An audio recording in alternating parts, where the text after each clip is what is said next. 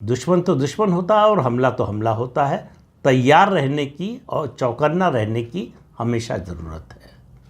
एक जो मिथक था पाकिस्तान के पास, जो चीन से मिला हुआ एयर डिफेंस सिस्टम है, वो बड़ा प्रभावी है और हमारे लिए बहुत बड़ी मुश्किल पैदा कर सकता है, वो मिथक टूट गया। तो चीन से मिले हथियार अभी तक पाकिस्तान के किसी काम नहीं आए हैं। जो भी उपकरण मिले हों, चाहे मिसाइल्स हों, चाहे तुर्की से मिला हुआ ड्रोन हो, वो कोई पाकिस्तान के काम नहीं आया है, पाकिस्तान को बचा नहीं पाया है। और अभी तो हमने अपनी नौसेना की बात ही नहीं की है। हमारी तीनों सेनाओं के पास एयर डिफेंस सिस्टम है। थल सेना के पास भी है, वायुसेना के पास तो है ही, और नौसेना के पास भी है। तीनों के पास एयर डिफेंस सिस्टम है। वो इतने मजबूत हैं कि उनको भेदना दुश्मन के लिए लगभग असंभव जैसा है। लेकिन ये बात तो हो गई पाकिस्तान की। इस समय एक और देश की पैनी नज़र होगी इस पूरे घटनाक्रम पर, और वो है चीन।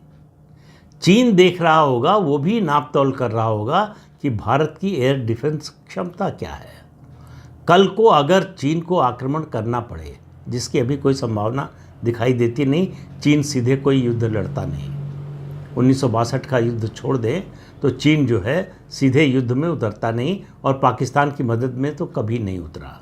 न 1965 में आया, न 1971 में आया, न 1999 में कारगिल के समय आया।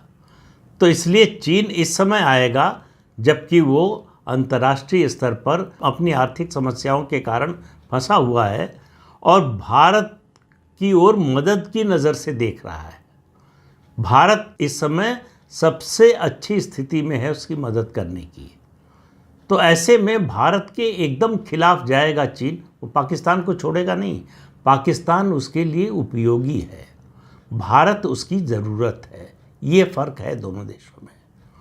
तो अब चीन को ये तय करना होगा कि जो उपयोगी है उसको वरीयता देगा या जो उसकी ज़रूरत है उसको वरीयता देगा।